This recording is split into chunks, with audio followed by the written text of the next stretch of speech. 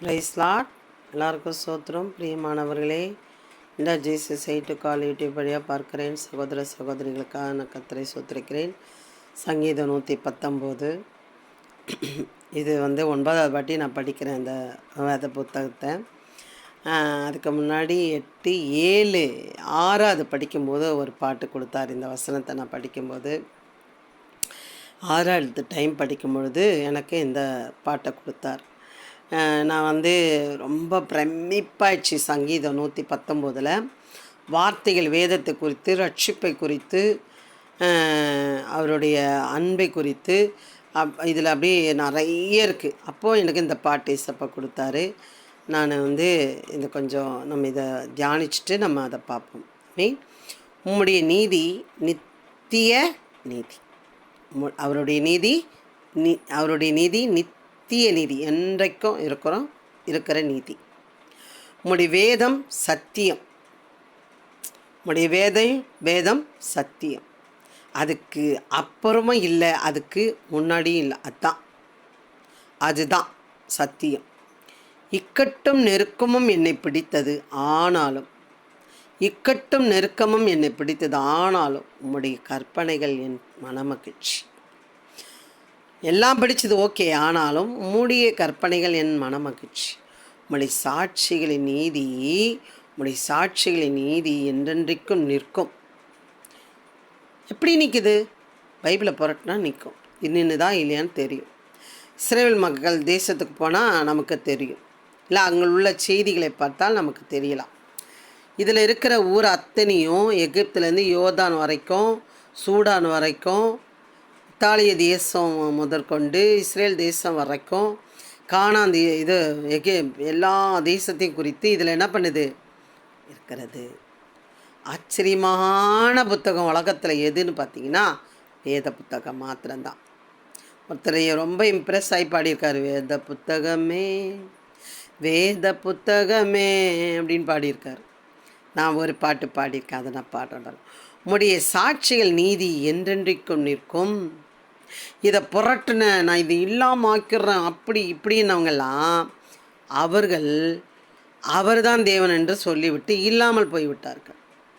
பிரியமானவர்களே, அவ்வளோ கொட்டி கிடக்கிறது. சரி, உம்முடைய சாட்சிகள் நீதி என்றென்றைக்கு நிற்கும், என்னை உணர்வுள்ளவனாக்கும், அப்பொழுது நான் பிழைத்திருப்பேன். படிக்கிறதுக்குலாம் உணர்வு வேணுங்க. சும்மா நான் படிச்சுடுவேன் முடிச்சிடுவேன்லாம் அதெல்லாம் கிடையாது. ஜபம் பண்ணிவிட்டு படிப்பேன் பாருங்கள். ஜபம் பண்ணால் தான் படிக்க முடியும்.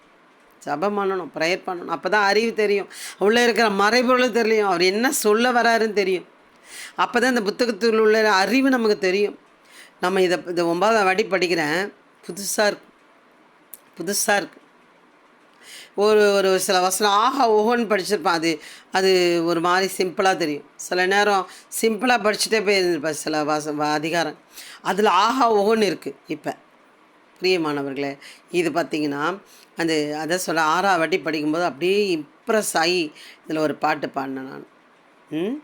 உம்முடைய சாட்சிகள் நீதி என்றென்றைக்கு நிற்கும், என்னை உணர்வுள்ளவனாக்கும், அப்பொழுது நான் பிழைத்திருப்பேன். எப்படி உணர்வு வரும்போது என்ன பண்ணுவேன்? படிப்பேன். படித்ததுனால எப்படி இருப்பேன்? பிழைத்திருப்பேன். பிழைக்கிறதுக்கு இன்றைக்கி நான் உயிரோடு இருக்கிறதுக்கே வேத புத்தகம் தாங்க. வேறு ஒன்றுமே இல்லை. வேத புத்தகம் இல்லைன்னா நான் செத்து போயிடுவேன். வேஸ்ட்டு நான் வாழ்கிறதே. ஏன்னு கேட்டிங்கன்னா, இதுதான் எனக்கு தோணை. இந்த வார்த்தை தான் என்னை காப்பாற்றுது. இந்த வார்த்தை தான் என்னை நடத்துது. இந்த வார்த்தை தான் எனக்கு ஆலோசனை கொடுக்குது. இந்த வார்த்தை தான் என்னை தேற்றுகிறது. இந்த வார்த்தை தான் என்னை தூங்க வைக்குது. இந்த வார்த்தை தான் எழுந்துக்க வைக்குது. இந்த வார்த்தை தான் என்னை நடக்க வைக்குது. இந்த வார்த்தை தான் ஊழியம் செய்ய வைக்கிறது. எப்படி ஊழியம் செய்ய வைக்குது சிஸ்டர் அப்படின்னு கேட்டிங்கன்னா, சோர்ந்து போகிறவனுக்கு சத்துவத்தை கொடுக்குறாராம். எப்படி கொடுக்குறாராம்? சத்துவத்தை கொடுக்குறார். ஊழியத்தை அசதியாக செய்யாதீங்கள் என்றார். அது உங்களுக்கு சாபமாகி போகும். அப்போ நம்ம என்ன பண்ணுவோம்? பயந்து செய்வோம். நீ வேதத்தை மறந்தால் உன் பிள்ளையை நான் என்ன பண்ணுவேன்? மறப்பேன்னு சொல்கிறார். அப்போ என்ன பண்ணுவோம்? படிப்போம். பிரியமானவர்களே, நமக்கு சொல்லி கொடுக்க ஆளே வேண்டாங்க. இந்த வேத புத்தகம் இருந்தாலே போகிறோம். சரிங்களா? ஆமாம், சரி. நான் சிறியவனும் அசட்டை பண்ணப்பட்டவனுமாக இருக்கிறேன், ஆனாலும் உமது கட்டளைகளை மறைவேன். எந்த குறைவாக இருந்தாலும் மறக்கக்கூடாதுங்க, மறக்கவே கூடாது. இது கையில் இருந்ததுன்னா போகிறேங்க, உங்களுக்கு சாப்பாடு கிடைக்கும், யாராவது கொடுப்பாங்க சாப்பாடு, அதான் நம்ம முக்கியம், நமக்கு கொடுப்பாங்க. நான் ஒரு பாட்டு பாடினேன். இந்த பாட்டு எல்லாம் ஆஹா ஓஹோன்ற மாதிரி இருக்காது, ஓரளவுக்கு இருக்கும். சரிங்களா? முடிஞ்ச அளவுக்கு கேளுங்க. மீன் உம்முடைய வேதமே சத்தியமே, உம்முடைய வேதமே சத்தியமே, உம்முடைய நீதி கணநித்தியமே, உம்முடைய நீதி கணநித்தியமே, உம்முடைய வேதமே சத்தியமே, உம்முடைய அன்பை சம்பாஷிப்பேன், உம்முடைய அன்பை சம்பாஷிப்பேன், உம்முடைய ஆசையை நிறைவேற்றுவேன், உம்முடைய ஆசையை நிறைவேற்றுவேன், உம்முடைய வேதமே சத்தியமே.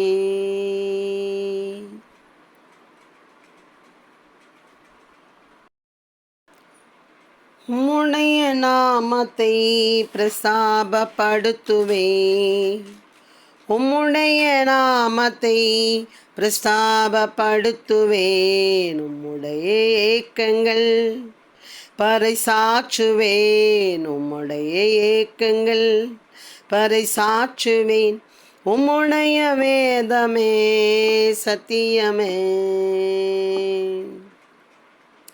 உம்முடைய பாதையை பின்பற்றுவேன், உம்முடைய பாதையை பின்பற்றுவேன், உம்முடைய ஆசையை நிறைவேற்றுவேன், உம்முடைய ஆசையை நிறைவேற்றுவேன், உம்முடைய வேதமே சத்தியமே, உம்முடைய நீதி கணநித்தியமே, உம்முடைய நீதி கணநித்தியமே, உம்முடைய வேதமே சத்தியமே.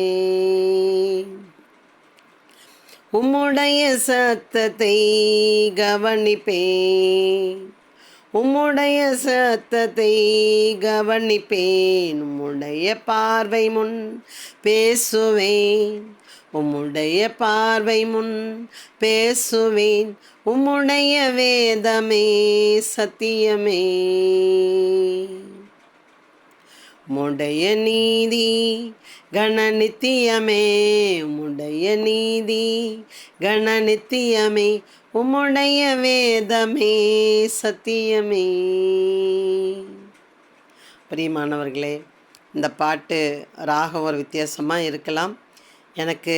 நான் ரொம்ப ரொம்ப அப்படி இம்ப்ரெஸ் ஆகி நான் பாடின பாட்டு, எழுதின பாட்டு. அதுக்கப்புறமும் ஒரு பாட்டு அடுத்த வருஷத்தில் நான் மறுபடியும் படிக்கும்போது சில வசனங்கள்லாம் படிக்கும்போது பயங்கர ஆச்சரியப்பட்டு அப்போ ஒரு பாட்டு நான் பாடியிருக்கேன். கர்த்தர் சித்தம் இருந்தால் நாளைக்கு அந்த பாட்டை நான் பாட உங்களுக்கு வெளிப்படுத்துகிறேன். கர்த்தர் உங்களை ஆசீர்வதிப்பார். பிரியமானவர்களே, சில 40 பாடுகள் பாடி எழுதி வச்சுருக்கேன். அதெல்லாம் சும்மா ஒரு கொட்டடிச்சாது எங்கள் யூடியூப் சேனலில் போகணுன்னு நினைக்கிறேன். அதுக்காக ஜெபித்து கொள்ளுங்கள். நல்ல ஆழமான சத்தியம் சொல்லணும் ரொம்ப ஆசை எனக்கு. அதுக்காக ஜெபித்து கொள்ளுங்கள். நிறைய ஞாபகசக்தி குறைவாக இருக்குது, அதுக்காக ஜெபித்து கொள்ளுங்கள். இந்த ஊழியம் அநேக பேருக்கு பிரயோஜனமாக இருக்கணும். எதை பணத்துக்காகவோ பெருமைக்காகவோ இல்லை. நாங்கள் எடுப்போம், வீடியோ எடுப்போம், எங்கள் ஃப்ரெண்ட்ஸ் எல்லாம் சேர்ந்து எடுப்போம். எங்களோட ஊழியத்தில் இது வரைக்கும் நாங்கள் அதெல்லாம் ஒன்றுமே போடலை. நாங்கள் போடுவோம், கண்டிப்பாக போடுவோம். நிறைய பேர் ஸ்டேட்டஸ் கூட வைக்கிறாங்க, நாங்கள் வைக்கிறதில்ல. கண்டிப்பாக எங்கள் குரூப்பில் நாங்கள் அதுக்கு ஒரு நேரம் தருவார் ஆண்டவர். அழகாக நாங்கள் ரொம்ப டிசிப்ளினாக ரொம்ப பெஸ்ட்டாக நல்லா கொடுக்கணும்னு ஆசை. பெஸ்ட்டானவங்களாம் நிறைய பேர் இருக்காங்க. ஓரளவுக்கு அது கொடுக்கணும் அப்படின்னு ரொம்ப ஆசை. அதனால் ஜெபித்துக்கொள்ளுங்கள். கண்டிப்பாக இந்த ஊழியத்துக்காக ஜெபித்துக்கொள்ளுங்கள். கண்டிப்பாக உங்களுடைய வாழ்க்கையும் உங்களோட ஊழியத்தையும் உங்கள் பிள்ளைகளையும் ஆசீர்வதிக்க வல்லவராக இருக்கிறார். ஆமீன். God bless you. கர்த்தர் உங்களை ஆசீர்வதிப்பாராக. ஆமீன். அல்லேலூயா.